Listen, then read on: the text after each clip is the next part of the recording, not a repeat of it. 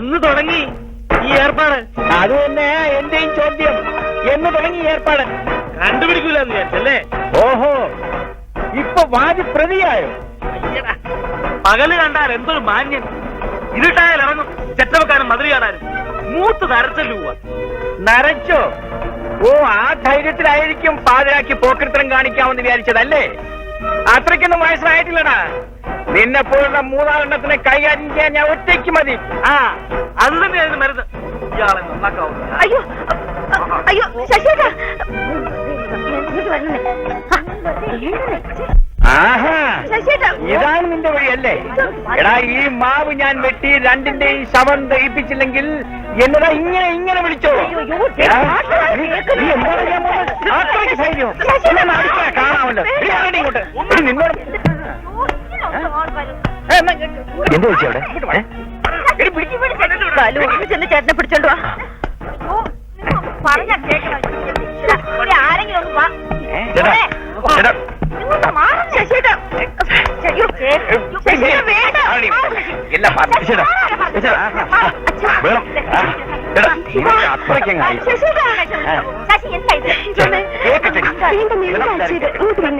അയൽവക്കാരും മുഴുവൻ നാട്ടുകാരും ഇവനെ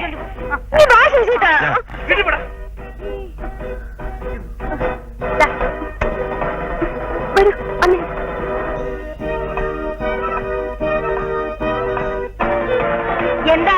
ആ എന്താ? എടി മോഹിനി, എന്ത് കൊടുത്താണ് ഈ മോളുടെ അച്ഛനെ മയക്കിയത്? വല്ല കൈവശം കൊടുത്തോ?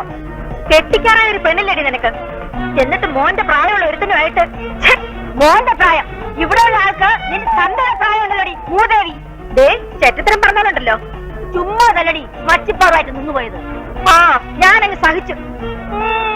സഹിക്കാൻ വയ്യാത്തോണ്ടല്ലേ പാതിരാക്കി തപ്പി ഇറങ്ങിയത്. നീ എന്നെ ഒന്നും ചൊറിയാനില്ലടി യക്ഷി. അറിവില്ല കളി.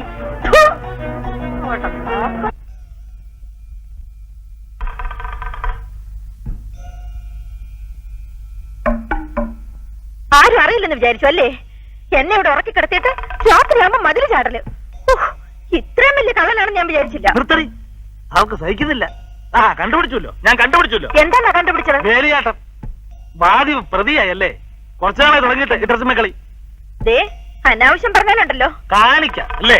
കാണിക്കാൻ വേണ്ടിയാണല്ലേ പതുങ്ങി മുകളിലേക്ക് കയറിപ്പോയത്. നിങ്ങൾ എന്ത് വൃത്തിയോടെ കാണിച്ചാലും ഞാൻ കണ്ടില്ലെന്ന് പറഞ്ഞ് കണ്ണടയ്ക്കണം. എനിക്ക് കുറച്ച് വിഷം വാങ്ങിച്ചു തന്ന് എന്നെ കൊന്നിട്ട് നിങ്ങൾക്ക് ഇതെല്ലാം ആയിക്കൂടെ? ഞാൻ ജയിലിൽ കിടക്കുന്നത് നിനക്ക് കാണണം അല്ലേ? എനിക്ക് ചത്താ മതി.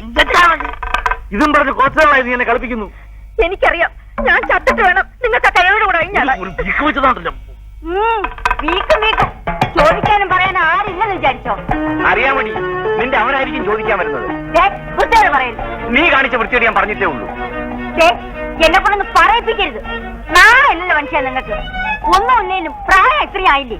മുടിയും കറുപ്പിച്ച് പൊടിമീശ വെച്ച് നടക്കുന്നു പെമ്പിളരെ മയക്കാൻ. നിങ്ങൾ ആരാണ് നിങ്ങളുടെ വിചാരം? പ്രേം നസീർന്നോ? ആണടി, ആണെന്ന് തന്നെ വെച്ചോ. അയ്യടാ, കണ്ടേച്ചാലും മതി. പ്രായമായ ഒരു പെണ്ണ് വീട്ടിലുണ്ടെന്നൊരു ബോധമെങ്കിലും. ഓ, നിനക്കുണ്ടല്ലോ. അതുകൊണ്ടാണല്ലോ നിന്റെ മറ്റവനെ കാണാൻ ഈട്ടത്ത് പതുങ്ങി പതുങ്ങി ടെറസിൽ കയറിയത്. കയറിയെന്ന് ഇറങ്ങിയതൊക്കെ ഞാനും കൊറേ കണ്ടതാ. എന്നിട്ട് കുറ്റം ഇപ്പൊ എനിക്കും.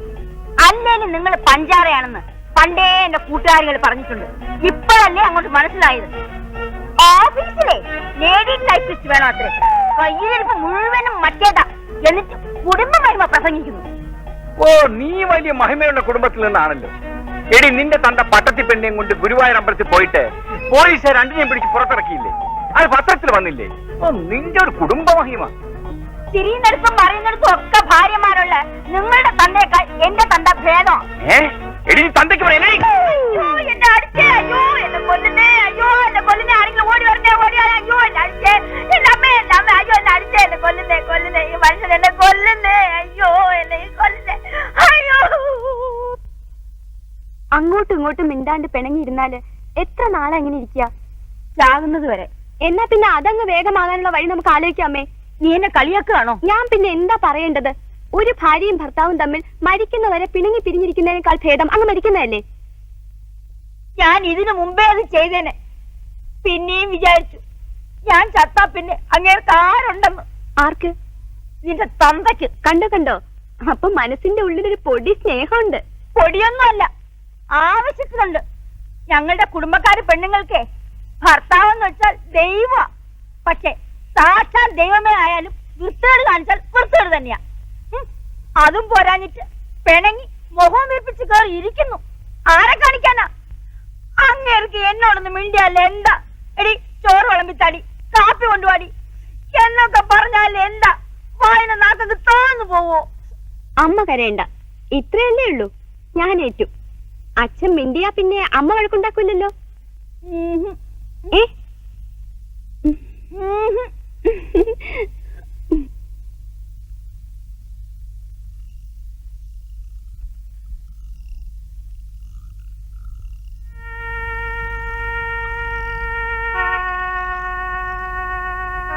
അച്ഛന് വിശക്കുന്നില്ലേ? ഇന്ന് ജോലിക്കാരി പെണ്ണ് വന്നിട്ടില്ല. എനിക്ക് കൈക്ക് വല്ലാത്ത വേദന. ഒന്നും എടുക്കാനും വയ്യ, വയ്ക്കാനും വയ്യ. അപ്പൊ പിന്നെ ആഹാരം കഴിക്കണ്ടേ? ആരാ വിളമ്പുക? ആരാ അവിടെ വിളമ്പണത്? അമ്മ. അവൾക്കെന്താ വിളമ്പിയാല്? അച്ഛൻ എന്താ വിളമ്പാൻ പറഞ്ഞാല്? അതൊന്നും എന്നെ കിട്ടില്ല. അതിലും പേരും പട്ടിണിടന്ന് മരിക്കുക. ആരാ ആദ്യം മരിക്കാൻ നോക്ക? എനിക്കൊന്നും വേണ്ട. എനിക്ക് മരിക്കാനൊന്നും വയ്യ. ഞാൻ വല്ലതും കഴിക്കാൻ പോവാ.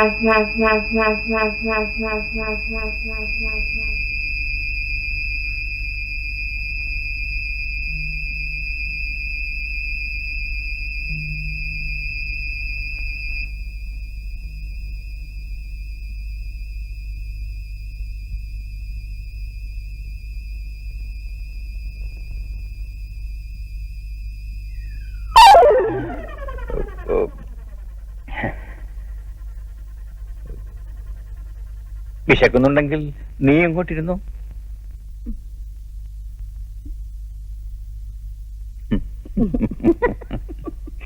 ഞാൻ വിളമ്പിത്തരാം. ഒരു കുടുംബാംഗമാണെങ്കിലും അഹങ്കാരം തൊട്ട് തീണ്ടിയിട്ടില്ല. എന്തൊരു അച്ചടക്കവും വിനയവും. ജയനെ പോലെ ഇത്രയും നല്ല ചെറുപ്പക്കാരനെ ഇക്കാലത്ത് മഷിയിട്ട് നോക്കിയപ്പോൾ നിനക്ക് കിട്ടൂല. അച്ഛൻ എന്തൊക്കെ പറഞ്ഞാലും എനിക്കിപ്പോഴൊരു കല്യാണം വേണ്ട. പിന്നെ എപ്പോഴാടി കല്യാണം? മൂത്ത് നിറച്ചിട്ടോ? അതൊന്നുമല്ല, എനിക്ക് കുറച്ചുകൂടി ഡാൻസ് പഠിക്കണം. അതിനെന്താ? കല്യാണം കഴിഞ്ഞിട്ട് അവന് വിരോധമില്ലെങ്കിൽ നീ പഠിച്ചോ. വിരോധമാണെങ്കിലോ? എങ്കിൽ പഠിക്കണ്ടെന്ന് അത് പറ്റൂല. എനിക്ക് കല്യാണം വേണമെന്ന് തോന്നുമ്പോ ഞാൻ പറയാം. നീ കൂടുതൽ വിസ്തരിക്കൊന്നും വേണ്ട, പറയുന്നത് അങ്ങോട്ട് അനുസരിച്ചാ മതി. എനിക്കതിന് ഇഷ്ടമല്ലെങ്കിലോ? ഇഷ്ടപ്പെടാതിരിക്കാൻ അജയൻ എന്തെങ്കിലും ഒരു കുറവുണ്ടെന്ന് എനിക്ക് ഇതുവരെ തോന്നിയിട്ടില്ല. അതല്ലച്ചാ, എനിക്കിഷ്ടം ബാലേട്ടനെയാണ്. ഞങ്ങൾക്ക് അവനെ ഇഷ്ടമല്ല. അവന്റെ കാര്യം ഇനി ഇവിടെ മിണ്ടിപ്പോകരുത്. അവിടെ ഒരു ബാലേട്ടൻ. എന്റെ ഇഷ്ടം കൂടി നോക്കിയിട്ടല്ലേ കല്യാണം. നിങ്ങൾ എന്തൊക്കെ പറഞ്ഞാലും എനിക്ക് കല്യാണം ഇഷ്ടമല്ല. എന്താടി പറഞ്ഞത്? ഞങ്ങൾ നിശ്ചയിക്കുന്ന ആള് തന്നെ നിന്റെ കഴുത്തിൽ താലി കെട്ടും.